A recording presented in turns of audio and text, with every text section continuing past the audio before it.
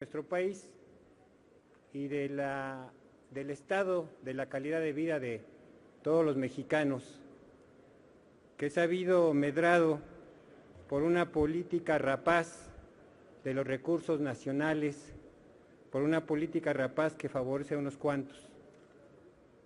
La cuestión no es qué podemos derivar del informe, la cuestión es qué va a hacer el Poder Legislativo sobre el resultado de la administración pública en el cuarto año de gobierno. Los tiempos se aceleran y empezamos con las calenturas electorales, con los movimientos en la administración pública para un reacomodo con miras a una competencia en 2018. Competencia que exige tomar en cuenta la situación grave en la economía nacional, una situación de emergencia derivada de las reformas estructurales que han generado una movilidad de capitales para fortalecer la acumulación de los mismos en unas cuantas personas o en unas cuantas familias. La pregunta es, ¿a quién ha beneficiado la política pública del gobierno federal? ¿A quién ha beneficiado la política pública que encubre corrupción en la asignación de la obra pública, en la asignación de recursos en estados y municipios? ¿A quién ha beneficiado la política pública que se inserta en la globalización económica, en donde prevalecen los intereses de las grandes transnacionales sobre los intereses nacionales y los intereses de la población mexicana?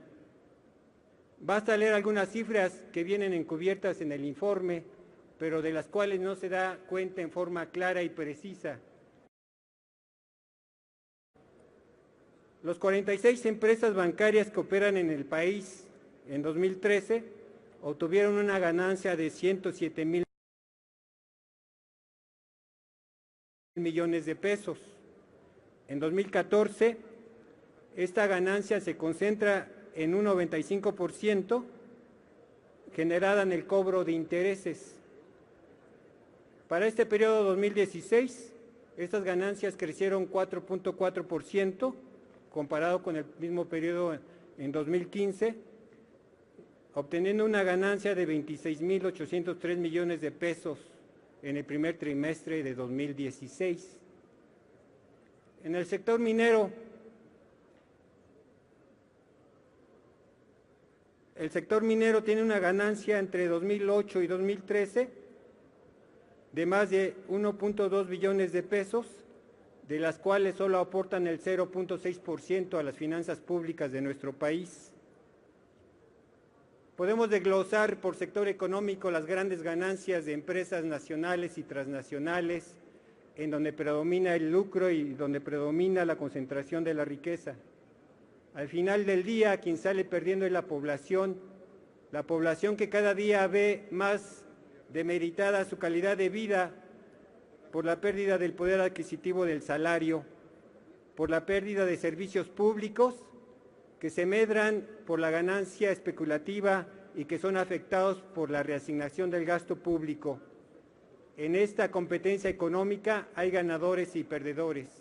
Los mexicanos pierden frente a las grandes transnacionales y eso obliga a este Congreso a tomar decisiones firmes, no solamente para favorecer la inversión internacional o nacional, sino para equilibrar el proceso de distribución de la riqueza en nuestro país. Hay acciones que tenemos que revisar, como el proceso de privatización de Pemex y Comisión Federal de Electricidad. El Fondo Mexicano del Petróleo, al mes de julio, señala que los ingresos derivados de las asignaciones ascendieron a 32,940 billones de pesos, mientras los ingresos de los contratos se ubicaron en 54,551 millones de pesos. Son cifras que son asimétricas respecto a la ganancia o a la renta petrolera que se obtenía con el esquema anterior de Pemex. Esta reforma energética ha medrado la riqueza nacional y pone en juego no solamente la situación actual, sino el futuro de las generaciones, de las nuevas generaciones en nuestro país. Estamos hipotecando la reserva de hidrocarburos, favoreciendo la explotación de empresas internacionales y demeritando las reservas nacionales. En este esquema de cifras también tenemos que los ajustes vienen a ser un juego perverso de la administración pública, puesto que nos hablan de recortes que se disfrazan con sobreejercicios. Esta cuestión de las cifras queda a disposición de esta Cámara. La cuestión no es qué tanto informa el Legislativo, sino qué hacemos como Poder Ejecutivo, como Cámara revisora del gasto público.